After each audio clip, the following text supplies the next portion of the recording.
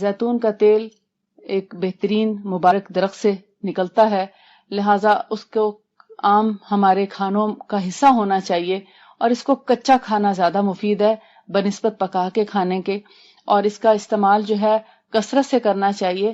اگر کسی بھی چیز کے لیے ضرورت نہ بھی ہو تو بھی اس کا ڈائریکٹ اس کو پی لینا بہت فائدہ مند ہے۔ یہ ہمارے جوڑوں کی ہڈیوں کی تکالیف اور دردوں کو بھی فائدہ اس لحاظ سے پہنچاتا ہے کہ ہمارے جوائنٹس کی جو تری ہے یا اس کی لوبریکیشن ہے اس کو برقرار رکھتا ہے، لہٰذا گھٹنے کے جوڑوں کو گھسنے سے بھی بچائے رکھے گا۔ اور بھی اس کے بہت سے طریقے ہیں، انشاءاللہ ہم اس کو ذکر کریں گے جب ہم بات کریں گے انجیر پہ، تو انجیر کے ساتھ کھانے کے اس سے بہت سے فائدے ہیں۔ اللہ تعالیٰ سے دعا ہے کہ اللہ تعالیٰ ہمیں نبی صلی اللہ علیہ وآلہ وسلم کی سنتوں پر عمل پیرا ہونے کی توفیق عطا فرمائے۔